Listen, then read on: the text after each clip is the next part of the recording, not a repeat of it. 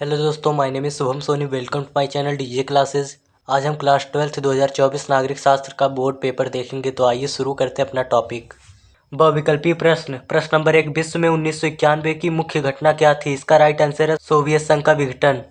प्रश्न नंबर 2, द्वितीय विश्व युद्ध के पश्चात विश्व राजनीति में कौन सी दो महाशक्तियों का उदय हुआ? इसका राइट आंसर है सोवियत संघ और संयुक्त राज्य अमेरिका।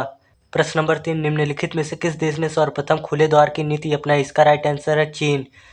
प्रश्न नंबर 4, निम्नलिखित में से कौन सा देश दक्षिण एशिया का अंग नहीं है? इसका राइट आंसर है चीन। प्रश्न नंबर 5, वर्ल्ड सोशल फोरम का मुख्य कार्य क्या है? इसका राइट आंसर वैश्वीकरण का समर्थन करना। प्रश्न नंबर 6, भारत में गरीबी हटाओ का नारा किस प्रधानमंत्री ने दिया था? इसका राइट आंसर है इंदिरा गांधी। प्रश्न नंबर 7, निम्नलिखित में से कौन नक्सलवादी आंदोलन का नेता था? इसका राइट आंसर चारू मजूमदार। प्रश्न नंबर 8, राज्य पुनर्गठन अधिनियम कब पारित हुआ? इसका राइट आंसर 1956 ईस्वी। प्रश्न नंबर 9, जब मंडल आयोग की रिपोर्ट लागू हुई तो उस समय भारत के प्रधानमंत्री कौन थे?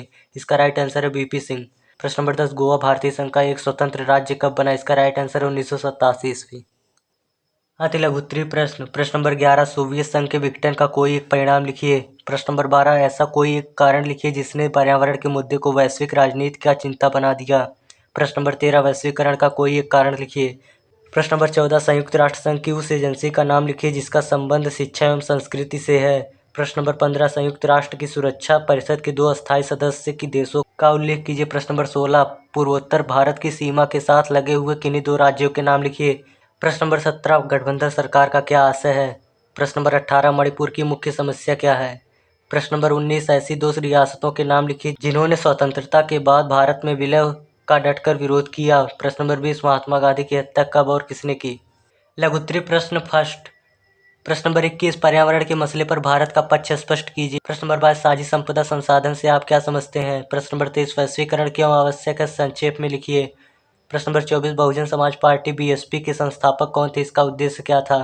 प्रश्न नंबर 25, भारत की परमाणु नीति क्या है? प्रश्न नंबर 26, 1975 में राष्ट्रीय आपातकाल की घोषणा करते हुए सरकार ने इसके क्या कारण बताए थे? लघु उत्तरीय प्रश्न सेकंड। प्रश्न नंबर 27, 1971 में बांग्लादेश की स्वतंत्रता के लिए उत्तरदायी परिस्थितियों की व्याख्या कीजिए। प्रश्न नंबर 28, भारत की विदेश नीति तैयार करने एवं लागू करने में भारत के प्रधानमंत्री जवाहरलाल नेहरू की भूमिका का वर्णन कीजिए। प्रश्न नंबर 29, भारत और पाकिस्तान के बीच विवाद के प्रमुख कारण क्या है? प्रश्न नंबर 30, भारत की गुटनिरपेक्षता की नीति वर्तमान में भी प्रासंगिक है, इस कथन की पुष्टि कीजिए। दीर्घोत्तरीय प्रश्न। प्रश्न नंबर 31, आसियान की स्थापना कब की गई? इसके किन्हीं चार सदस्य देशों के नाम लिखिए। भारत और आसियान के मध्य संबंधों की विवेचना कीजिए। अथवा विश्व में चीन के उभरते प्रभाव का आकलन वर्तमान परिप्रेक्ष्य में कीजिए। प्रश्न नंबर 32, प्रथम पंचवर्षीय योजना कब लागू की गई? इसमें किस बात पर अधिक बल दिया गया?